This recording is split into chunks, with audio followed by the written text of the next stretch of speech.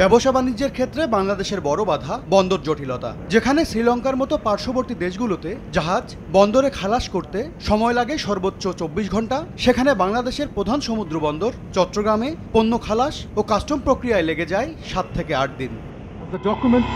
এমন বাস্তবতায় দেশের ব্যবসা বাণিজ্য কার্যক্রম সহজ ও অর্থনৈতিক উন্নয়নে বন্দর সম্প্রসারণে কাজ করছে অন্তর্বর্তী সরকার। এরই অংশ হিসেবে সোমবার সকালে চট্টগ্রাম বন্দরের লালদিয়াচরে টার্মিনাল নির্মাণ ও পরিচালনার জন্য এপি মলার মায়োরস্কের সঙ্গে চুক্তি সই করে চট্টগ্রাম বন্দর কর্তৃপক্ষ।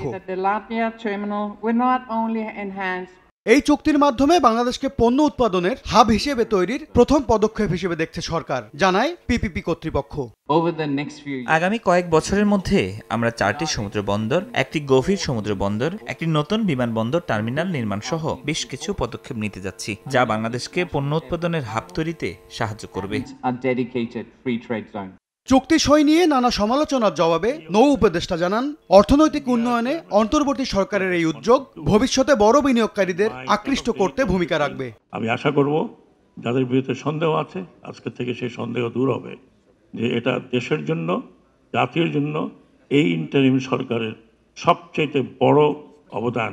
এদিকে আলাদা অনুষ্ঠানে পানগাঁও অভ্যন্তরীণ কন্টেইনার টার্মিনাল পরিচালনায় চট্টগ্রাম বন্দরের সঙ্গে চুক্তি করেছে সুইজারল্যান্ড ভিত্তিক কোম্পানি মেডলক।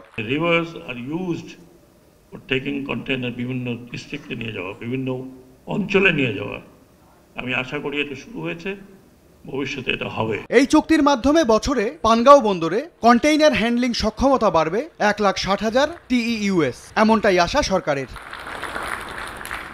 এম এস আরিফিন, সময় সংবাদ, ঢাকা।